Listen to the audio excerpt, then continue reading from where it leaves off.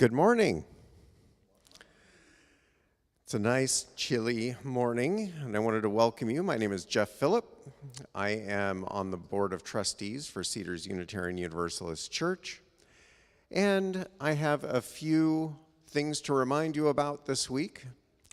The first is that after the service this morning, Archer Phillip will be leading a baking effort to bake some energy cookies for people in need. So if you're available, stick around after and we will put the Island School ovens to work. I also want to remind you that next Saturday, Christmas Eve, we will be having a special Christmas Eve service down at the Kvalstad Pavilion in Poulsbo in the Marina Park.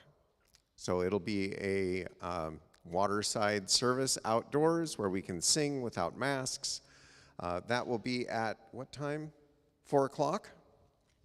So hope to see you there. On Christmas Day, we will not be having a worship service, even though it is Sunday. Welcome. Peace be with you.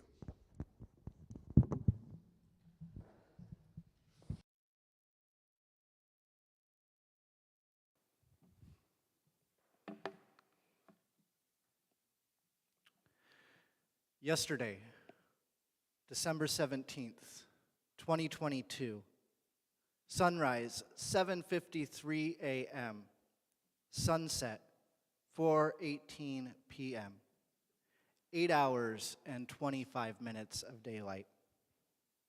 Today, December 18th, 2022, sunrise 7:54 a.m., sunset 4:19 p.m., 8 hours and 24 minutes of daylight. Tomorrow, December 19th, 8 hours and 24 minutes of daylight. December 20th, 8 hours and 24 minutes of daylight. December 21st, 8 hours and 24 minutes of daylight. December 22nd, 8 hours and 24 minutes of daylight. December 23rd, 8 hours and 24 minutes of daylight. December 24th, 8 hours and 24 minutes of daylight. December 25th, 8 hours and 24 minutes of daylight. December 26th. What's your guess?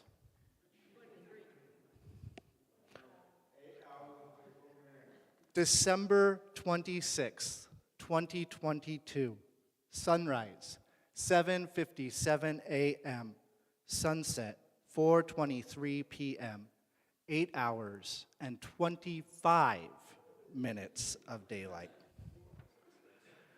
From today through December 25th, we find ourselves in the darkest point of the year.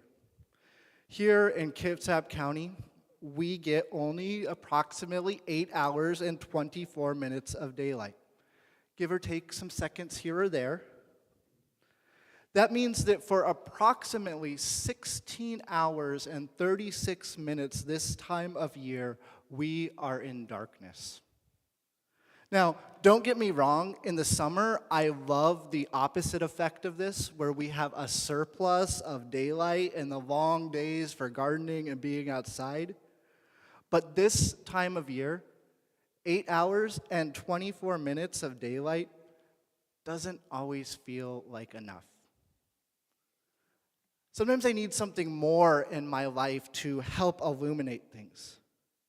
I need people and community and moments like this where we are gathered together. I need these things to help get me through those remaining 16 hours and 36 minutes of night. Like many of you, I find myself here today to connect to something larger than myself and to find meaning. Gifts that are like a beacon that help to guide us safely on our journey. Like many of you, I find this time of year to be joyous and chaotic, challenging and wondrous, overwhelming and peaceful. And so I'm here that I might not have to hold these things alone. I am here in community to experience the complexity of life, even in these dark times. Come, let us worship together.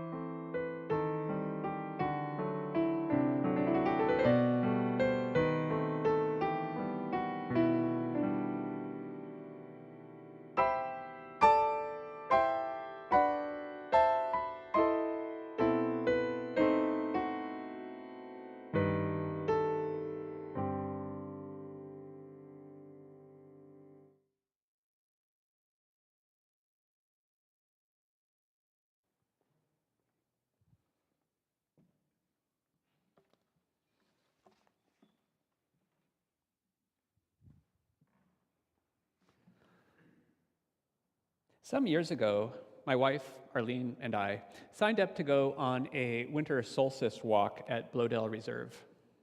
This is an event that takes place most years, including tomorrow and Tuesday, where a long line of people, each carrying a paper lantern, walk the grounds in silence.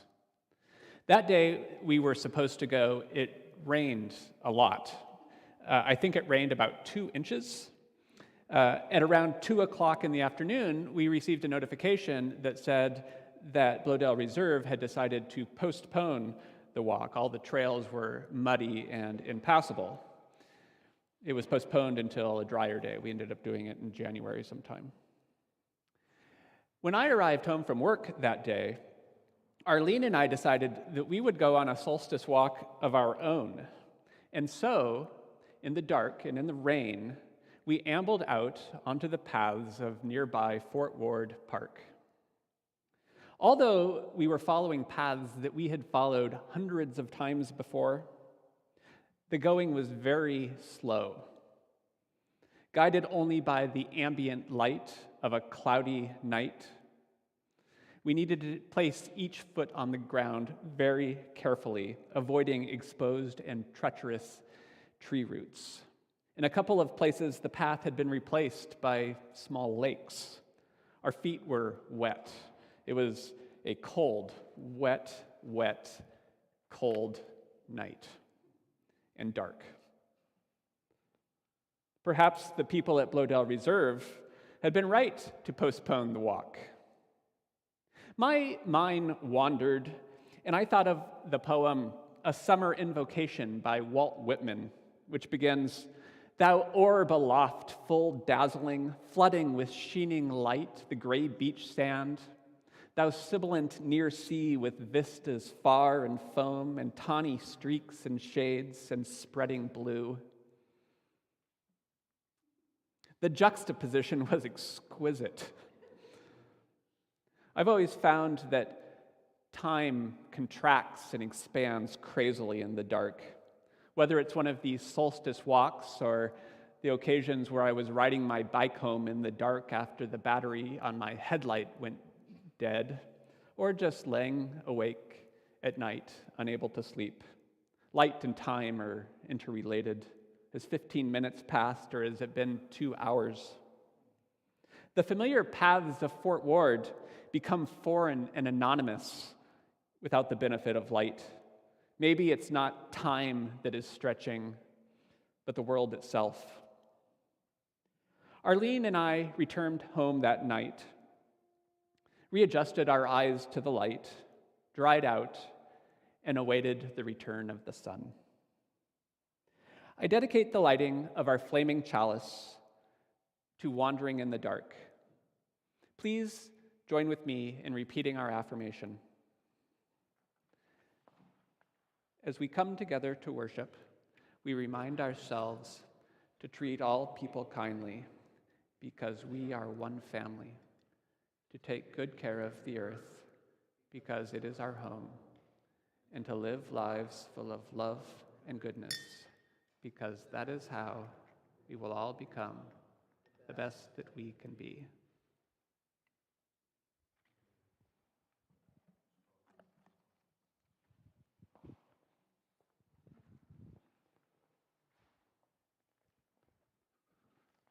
And now, if you would all flip to hymn 343 in your gray hymnals, we will be singing A Fire Mist and a Planet.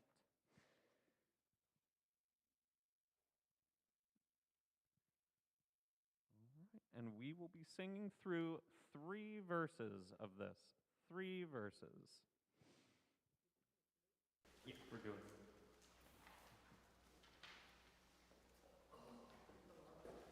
That's okay. One moment, make sure you're definitely on the right page. Wearing a mask. And wearing a mask, that's important too. I have brought fire. Technical difficulties on the book.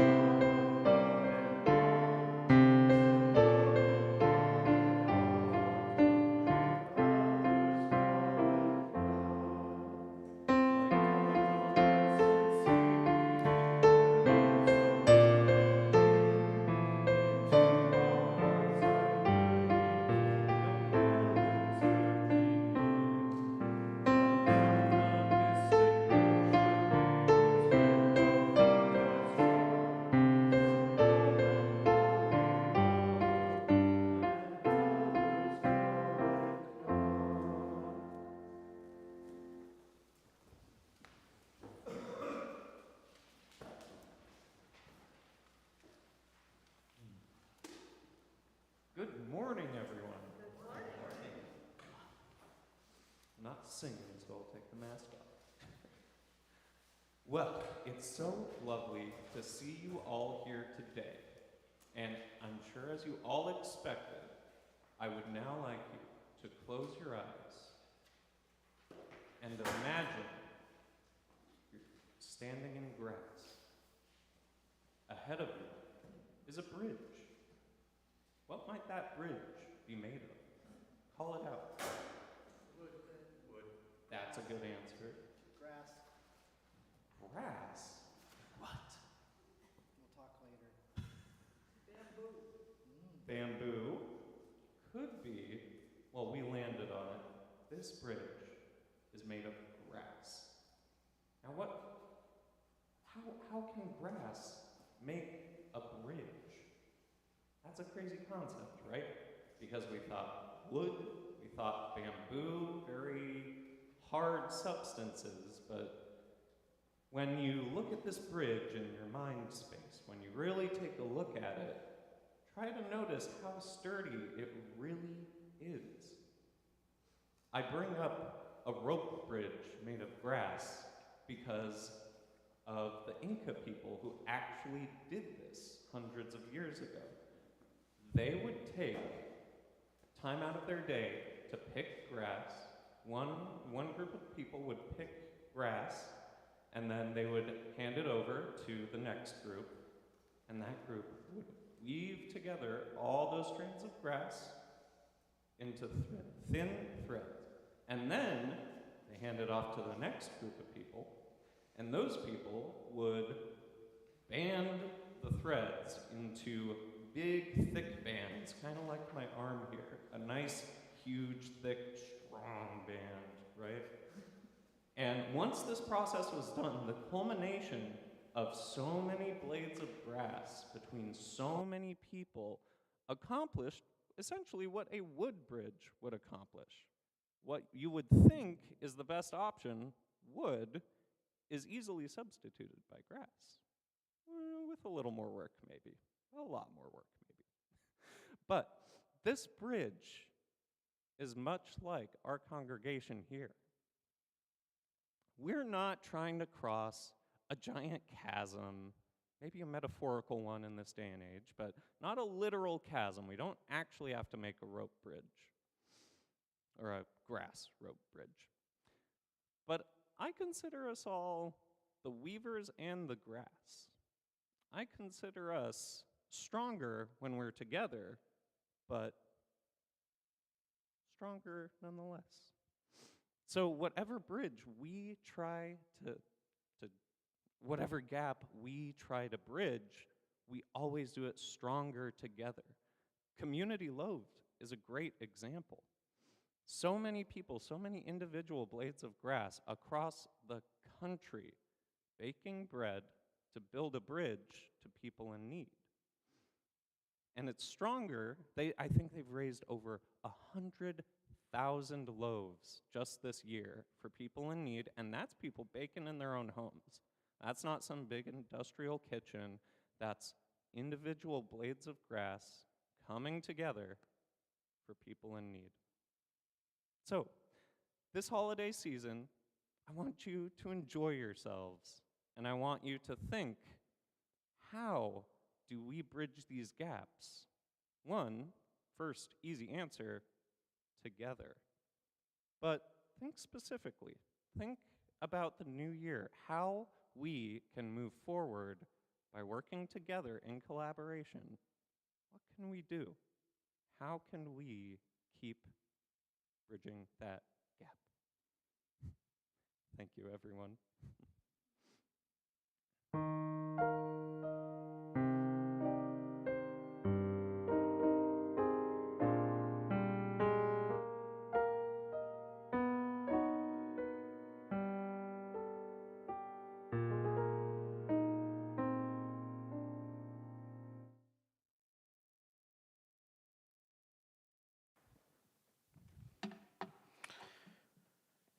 So I didn't know the answer was actually going to be grass.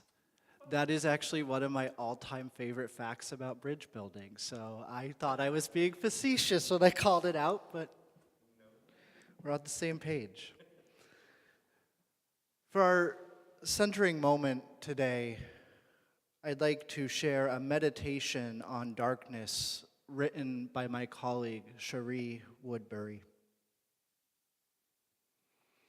I invite you to take a breath and prepare yourself for a quiet time. You may wish to adjust your position so that your spine is straight in your chair, your body relaxed, your hands resting gently in your lap. You may want to close your eyes and shut out all of the distractions that the light brings. Let us take a few deep breaths, slow breaths, as we begin.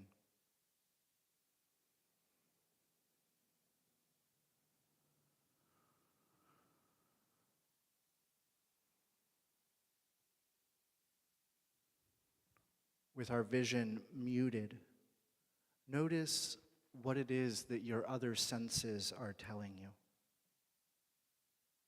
What do you feel in your body?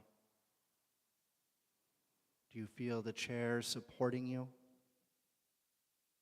Do you feel your feet resting on the floor?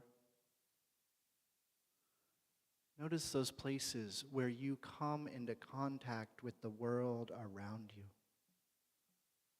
The air that you breathe moving against your skin. Notice any feelings of tightness. Breathe into those places. Let the tension go. Soften your neck. Allow the organs and muscles in your abdomen to relax. Let yourself feel warm, as if floating in a pool of warm water. Inhale and exhale. You may notice strange sensations and feelings moving through you in this time. Perhaps it's a tingling of the muscles or a ticklish feeling on your skin. Whatever comes to your awareness in this moment is okay. Acknowledge it. Sit with it in the silence now.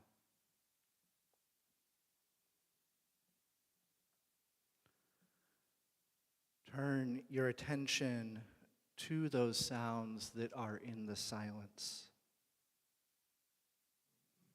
Notice those noises. Let your consciousness float. Perhaps you hear the sounds of people breathing next to you, or the wind outside. Notice these sounds. And now imagine that your body and mind are filled with darkness and silence, like the deep, dark night in a wilderness. Take comfort in the stillness, the restfulness of this space within you. Don't try to make anything happen. Just rest into this inner darkness, knowing that you are safe in this moment, knowing that you can simply be as you continue to breathe. In the quiet corners within, let us now sense that healing power that the body possesses. The amazing ability for our soft animal bodies to restore themselves, to heal the damaged cells, to create new and healthy cells, to heal those emotional wounds we carry and create new, more positive ones. Let us acknowledge, too, that the creative powers of our mind and our heart dwell in this space. From the mysterious inner regions of this darkness comes all poetry, all music. From the inner darkness emerges all sculpture and dance, all the arts and culture that are the heritage of our humanity. Even consciousness itself, the great unsolved mystery of science, resides deep in the unknown of ourselves, deep in the dark mystery of our inner being. Continue to be with your breath and be still in this quiet moment a while longer.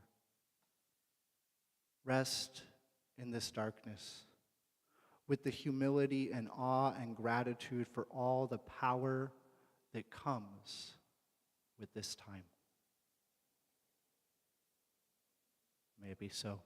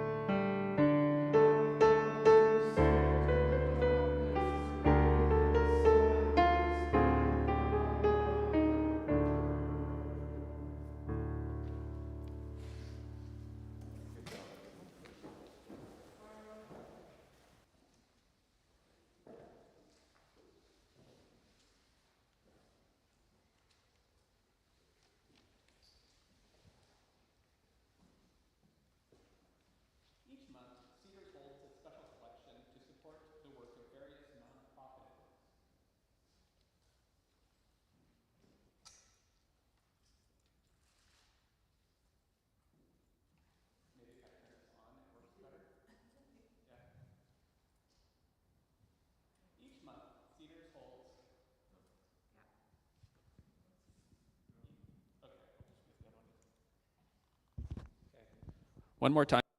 Each month, Cedars holds a special collection to support the work of various nonprofit organizations that reflect our values to channel our generosity in support of them.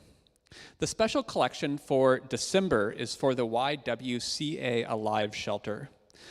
The Alive Shelter is dedicated to ensuring the personal safety, rights, welfare, and dignity of those who experience domestic abuse, while building partnerships and increasing community awareness to create positive social change. Also, at our Christmas Eve gathering, Cedars will collect donations of new, in capital letters, socks, underwear, and pajamas for women and children of the YWCA Alive Shelter. You can make checks out either to Cedars or to YWCA Alive Shelter, and if you make it out to Cedars, make sure you put YWCA Alive Shelter in the memo. Would the ushers come forward to collect the offering?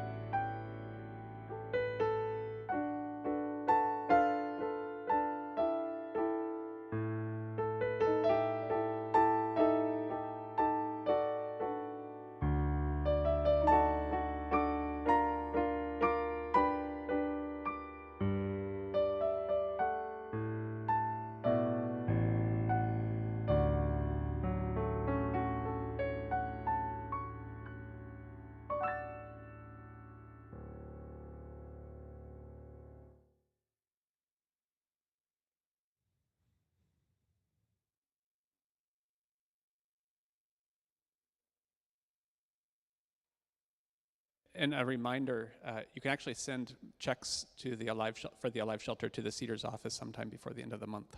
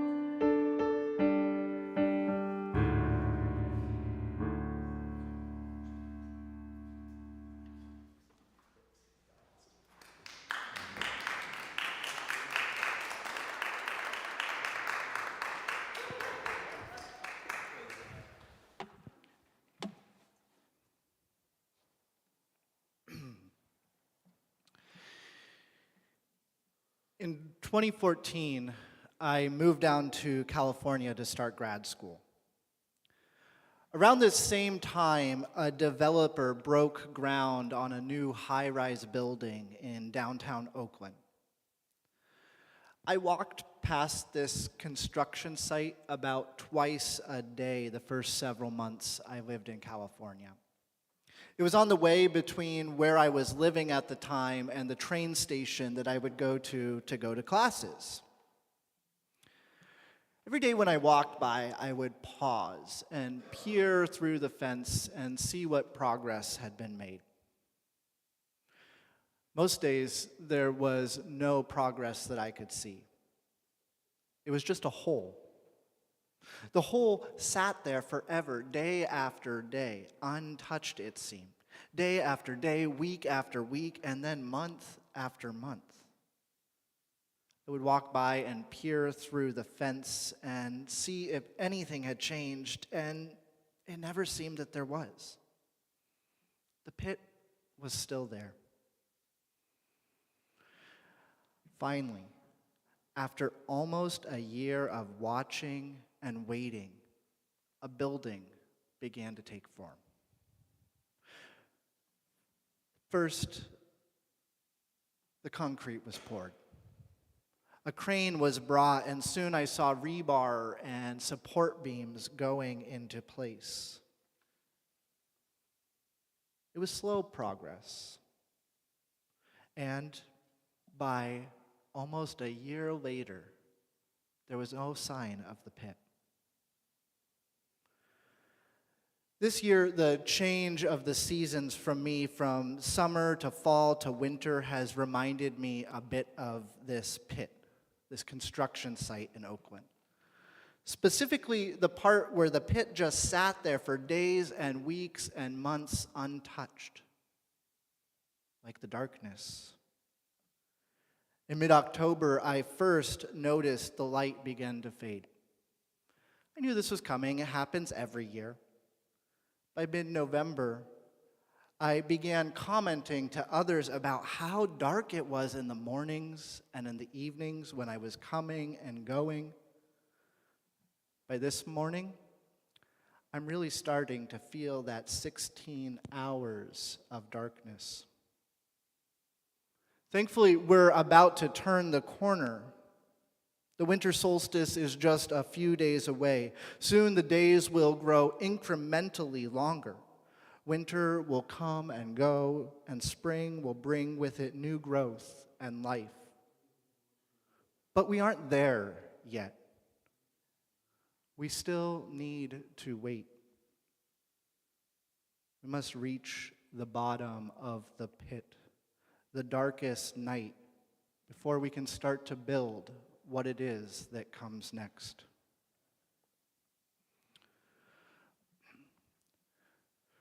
One of the things that I have found that helps me get through hard times in life, times when it seems there's not a whole lot of light or motivation, is finding a metaphor or a story or a narrative that somehow helps me situate myself in a larger context.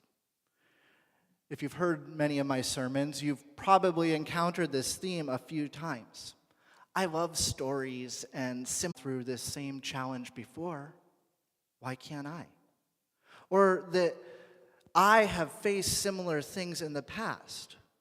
Why can't I face this thing? There's something about finding a way to connect what I'm going through to something familiar or concrete that helps reduce my anxiety.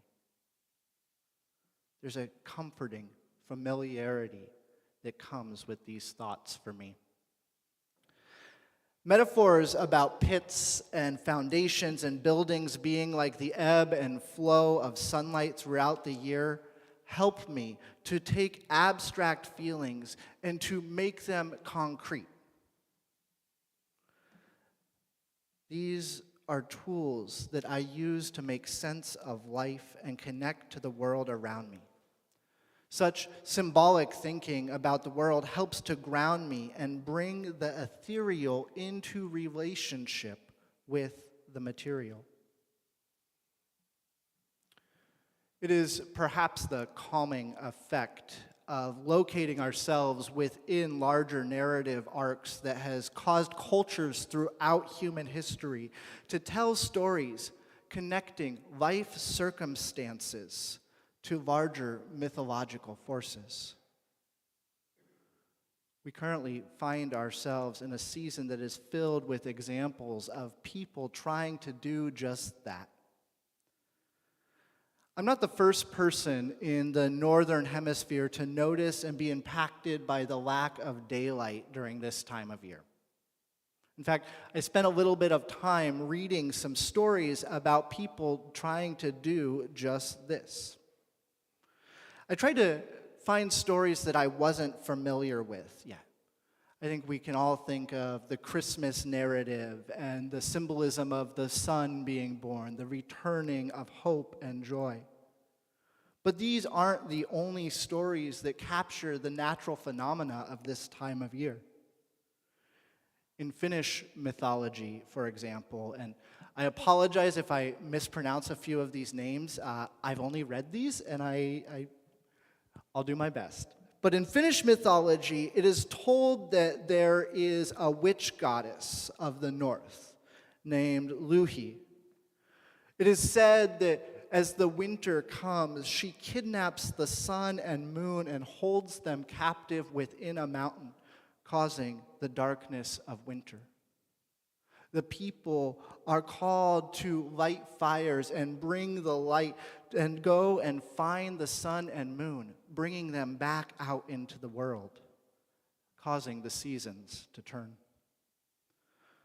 The Yupik peoples, indigenous to the Arctic, tell the story of Kaguk Pak, subterranean monsters with bulbous bodies and frog-like legs who can only be killed by the sunlight. On the winter solstice, it is said that they emerge from their underground dwellings to hunt, and that the mammoth carcasses that Yupik people have found over the centuries are the remains of these terrifying monsters who could not make it back underground before the sunrise. In Greek mythology, the Kalik Antzaros were angry, hairy, gnome-like creatures who also lived underground and tried to cut down the tree of life. They could only be defeated by sunlight and emerged during the solstice before the light returned to wreak havoc, only to be defeated when the sun finally rose. We see these themes: the light being captured or taken away, the dark hiding some sort of mythical force that needs the light to overcome it. These themes of being underground, in a mountain, and above ground, in the sky perhaps. Each of these stories seeks to connect the people telling it to the events of their natural world. Why does the sun come and go throughout the year as it does? Where did these mammoth carcasses that we keep finding come from in the first place? And while the explanations provided in these stories are not literally true in the way I understand the world, it's probably not a witch goddess of the north stealing the sun and moon that causes us to experience the darkness of winter. But these narratives do help us to make sense of the things we struggle to understand. When our perspective is limited and our connection to the world is unclear, stories and mythology, metaphor and symbols help us to resituate ourselves in meaning. What is the story that you tell yourself to get through the dark times in your life? What is the metaphor or the symbol that helps call you to deeper resilience, endurance, and connection? What is the story about hope that you have experienced? As you came into this space this morning, each of you should have received a small tea light candle. We're not going to light these now, but if you have it, I'd like you to take it in your hand. I want to invite you to hold this candle. Notice it. Notice the shape, the size. How much does it weigh in your hand as you feel it? The color and imperfections. Notice these things. This candle is your metaphor. It's your reminder of the light that is soon to return. It's the 8 hours and 24 minutes of daylight that we find ourselves in. It's the hope, the potential, and creative force for what is to come for you and us collectively. Perhaps it's also the fire that consumes things you no longer need, or the hearth fire that dwells deep in your core that keeps you warm in the cold. Take a moment. Reflect on all of those symbols, those stories, and metaphors that help you through those times in your life. Think about them in relation to this candle. What is the story about who you are? How you are connected? And where it is you're going? Throughout human history, people have gathered this time of year and kindled fires and candles and lights as a reminder of all of these things. When you go home, I want to invite you to take this candle as a symbol. Find a time, a moment, a space, and light it. Reflect on those things that bring you hope, those stories that connect you to the larger world and to each other. In my mind, I let myself walk back to that pit in Oakland. I see the heavy equipment at work. A crane comes, concrete is poured, support beams are put into place. A building begins to emerge. Soon the pit is forgotten. Soon the dark of winter will be behind us. The sun will be released from its captivity in the mountain, and the monsters that fill the night will be vanquished by the light. Have courage. The light will return soon.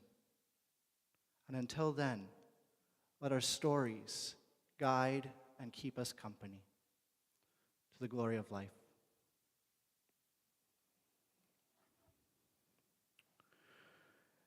At this time, I would like to invite us to don our masks, if you will, and to rise as you are willing and able as we prepare to sing our closing hymn of the service. This is hymn number 1028 in our teal hymnal, The Fire of Commitment.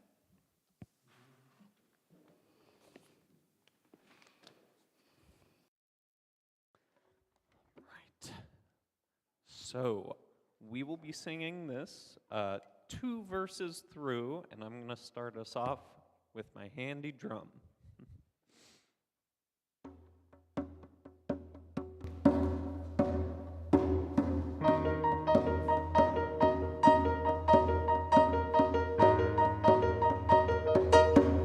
From the light of days remembered burns a beacon bright and clear, guiding hands and hearts and spirits into faith set free from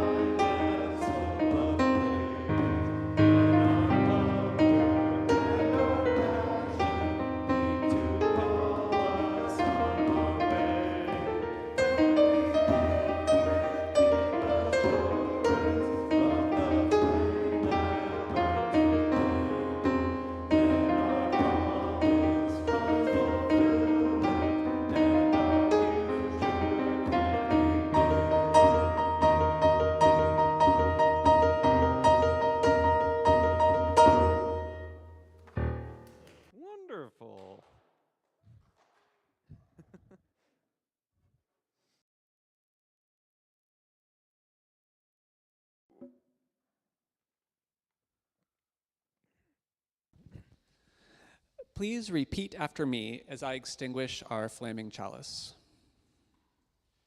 We extinguish this flame, but not the light of truth. The warmth of community or the fire of commitment. These we carry in our hearts until we are together again.